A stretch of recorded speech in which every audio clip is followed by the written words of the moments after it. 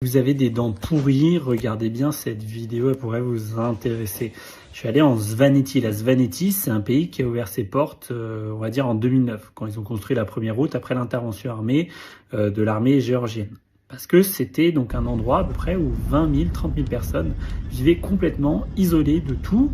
Ils ont résisté aux invasions mongoles, il faut le préciser.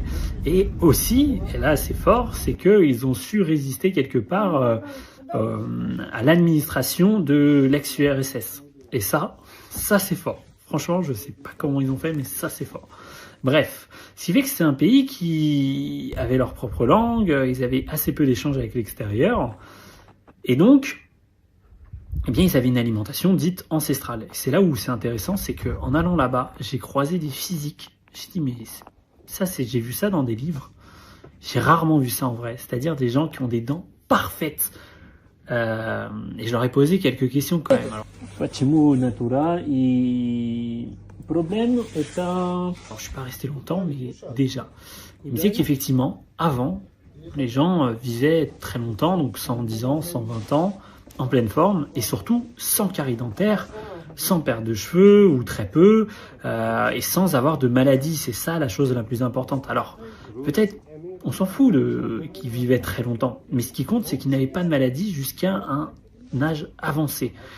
Et comment ils faisaient? Eh bien, ils avaient une alimentation complètement traditionnelle, c'est-à-dire que c'était des agriculteurs et en même temps des éleveurs, donc ils avaient leurs bêtes, des bêtes de race rustique, et ça joue beaucoup dedans, et ils mangeaient par exemple du blé, mais du blé ancestral qu'on dit, et qu'ils le faisaient fermenter.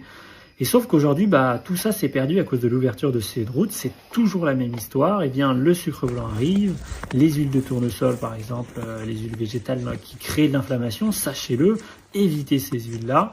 Et le fait de prendre de la levure pour faire du pain, eh bien, tout ça va donner de la nourriture, certes, mais de la nourriture qui est moins nutritive, qui va vous fatiguer, qui va fatiguer les générations successives, et on se retrouve avec des gens donc qui ont des dents beaucoup moins belles, qui partent dans tous les sens. C'est ce qui s'est passé voilà, avec les gens que j'ai rencontrés qui étaient nés dans les années, il y a 20 ans par exemple, il y a 15 ans, ils n'ont pas des très bonnes dents, ils n'ont pas des très gros physiques, là où les gens de 50, 70 ans, c'était incroyable. Franchement, j'ai rarement vu ça.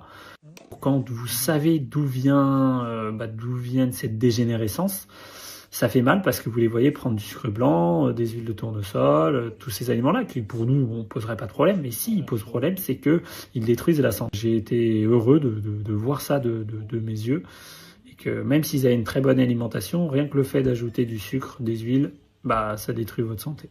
Donc vraiment évitez ces aliments-là.